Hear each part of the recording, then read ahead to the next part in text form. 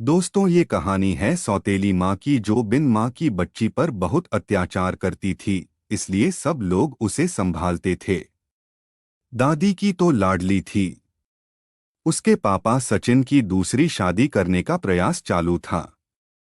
पर यह 7 साल की बच्ची कुछ ना कुछ करके अपने पापा का रिश्ता जुड़ने नहीं देती थी। उसकी दोनों नानी और दादी उसे समझा समझा कर थक गई। बेटा, सभी सौतेली माँ बुरी नहीं होती और हम हैं ना।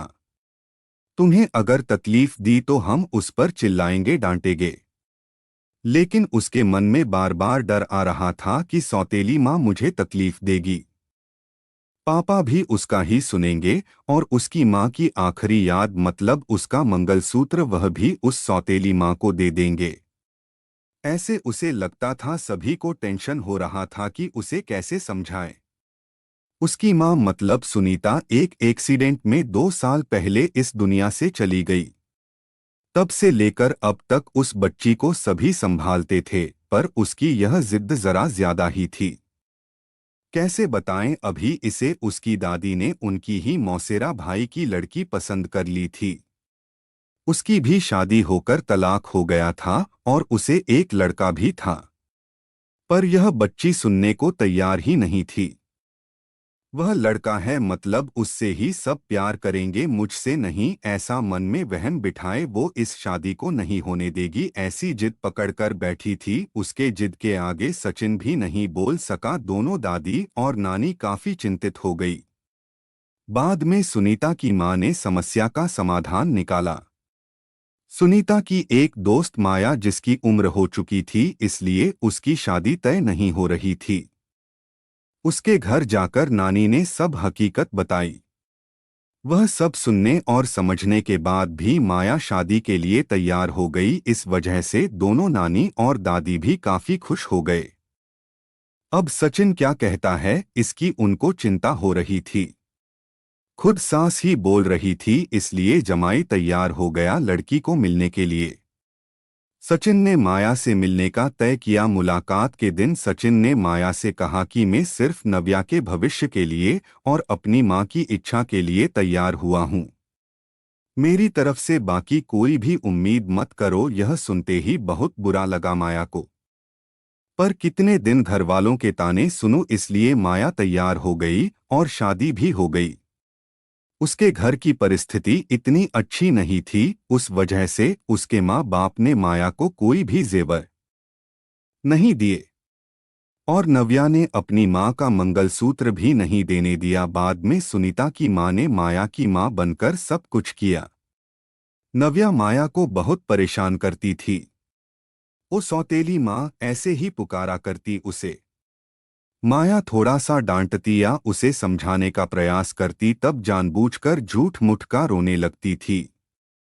माया 2 महीने में ही पूरी तरह हताश हो गई। दोनों दादी और नानी को पहले ही सब कुछ पता था, इस वजह से माया को वह कुछ नहीं बोलती थी। वह उल्टा उसे बोलती थी कि मारोगी भी तो चलेगा। पर सचिन को यह सब सहन नहीं होता था।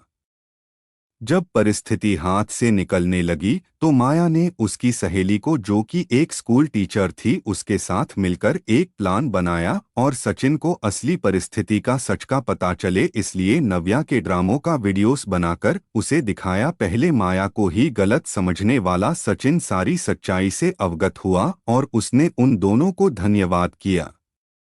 प्यार से नव्या को समझाया कि इसके आगे तुम्हें माया के। जब परिस्थिति हाथ से निकलने लगी तो माया ने उसकी सहेली को, जो कि एक स्कूल टीचर थी, उसके साथ मिलकर एक प्लान बनाया और सचिन को असली परिस्थिति का सच का पता चले, इसलिए नव्या के ड्रामों का वीडियोस बनाकर उसे दिखाया। पहले माया को ही गलत समझने वाला सचिन सारी सच्चाई से अवगत हुआ और उसने उन दोनों को धन्यवाद किया। प्यार से नव्या को समझाया कि इसके आगे तुम्हें माया के साथ अच्छा बर्ताव करना होगा, उसकी सब बातें सुननी होगी। हालांकि नव्या ने काफी तमाशा किया, पर उसकी साइड लेने वाला कोई भी नहीं है, ये उसे समझ में आ गया। उसको माया पर बहुत गुस्सा आता था।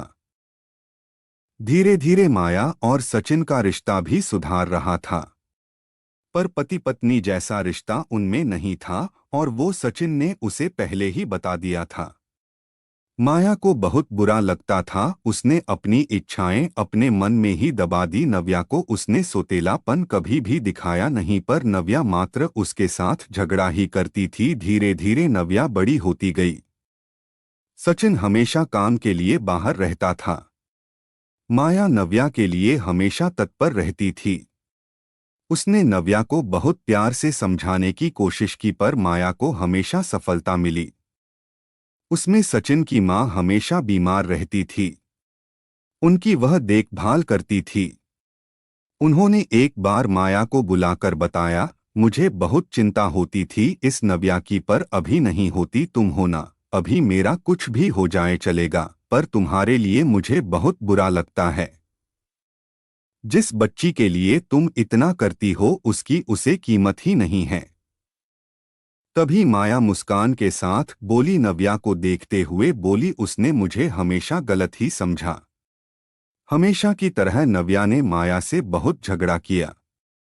सचिन के घर पर आते ही उसको सब झूठ बताया, पर उसने भी नव्या को ही सुनाया। गुस्से से नव्या ने खाना भी नहीं खाया, माया ने भी खाना खाया नहीं। नव्या को समझाने के लिए गई तो माया ने कहा, मुझे तुम्हारी माँ की जगह नहीं चाहिए, उसकी आखिरी निशानी मतलब उसका मंगलसूत्र भी नहीं चाहिए। मुझे सिर्फ तुम माँ बोलकर पुकार लो, मेरे लिए उससे बड़ा कोई पुरस्कार नहीं होगा। जिस दिन तुम ऐसा करोगी उस दिन मुझे ममता का गहना मिल जाएगा, वही मेरा खरा पहला गहना होगा। पर नव्या सुनेगी तब ना। जैसा था वैसे ही सब चालू रहा। कई दिनों बाद दादी की तबीयत बिगड़ी। उन्होंने सचिन को बुलाया और कहा, माया बहुत अच्छी लड़की है, वह कभी भी भेदभाव नहीं करेगी, तुम उसको अपनी पत्नी की तरह स्वीकार कर लो, उसकी भी कोई उम्मीद होगी तुमसे, वह पूरा करो। ये आखिरी शब्द बोलकर दादी चल बसी। सचिन को मां के वह शब्द कान में गूंज रहे थे। महीना हो गया तब भी वही शब्दों का विचार करके गैलरी में शांत बैठा था। उतने में माया ने खाना खाने के लिए आ रहे हैं ना ऐसा बोलकर बुलाने आई। सचिन का सब्र का बांध टूट गया। वह माया के गोद में सिर रखकर बहुत रोने लगा। आज 5 साल बाद पहली बार सचिन ने माया को छुआ। माया घबरा गई। उतने में नव्या वहां पर आ गई। इस वजह से वह विषय वहीं पर ही खत्म हो गया। कई दिनों बाद वापस सब नॉर्मल हो गया। दोनों ही अब शरीर से मन से नजदीक आ गए थे। नव्या को समझ आने के बाद वह भी जरा अच्छा बर्ताव करने लगी। अभी उसकी 12वीं की परीक्षा थी, इसलिए माया उसके टाइम टेबल सब ठीक से संभाल रही थी। कुल मिलाकर सब अच्छा चल रहा था। ऐसे में उनकी खुशियों को नजर लग गई। सचिन का भी एक्सीडेंट हो गया और वह गुजर गया। अभी माया और नव्या वह दोनों ही थी एक दूसरे के लिए। जो भी सेविंग थी उस पर घर चल रहा था। माया तो ग्रेजुएट नहीं थी, इस वजह से उसे नौकरी मिलने में दिक्कत आ रही थी। छोटी छोटी नौकरी करके वह घर खर्चा चला रही थी।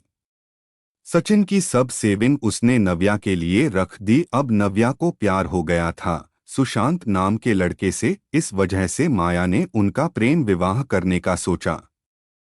सब लोग अच्छे हैं, नव्या भी खुश रहेगी ऐसा उसे विश्वास था।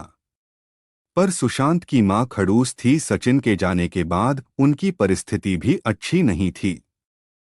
नव्या शादी के बाद ज्यादा गहने नहीं लाई, इसलिए ससुराल वाले उसे तकलीफ दे रहे थे। उसकी सास की सहेलियां घर पर आई थी नई दुल्हन से मिलने, तब नव्या की सौतेली माँ के बारे में बुरा भला बोल रही थी। सौतेली माँ है ना, इसलिए ऐसा जानबूझकर किया होगा। सब कुछ खुद के लिए रखा होगा और बेटी को लंका की पार्वती बनाकर सिर्फ मंगलसूत्र पहनाकर भेज दिया। और हंसने लगी। अभी उसका खुद पर का नियंत्रण टूट गया। मेरी माँ की आखिरी याद मतलब यह मंगलसूत्र है, जो मेरी इच्छा थी कि मैं ही इसे पहनूं। यह मंगलसूत्र मेरी माँ का आशीर्वाद।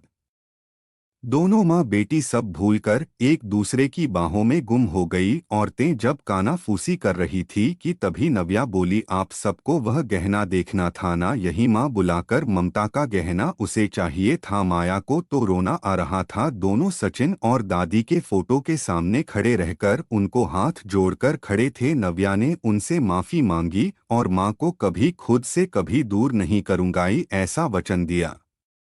दोस्तों, समाज में कई गलत बातें भावनाएं बनी हुई होती है जो जाने अनजाने बच्चों तक भी पहुंच जाती है। अगर कहानी पसंद आई हो तो वीडियो को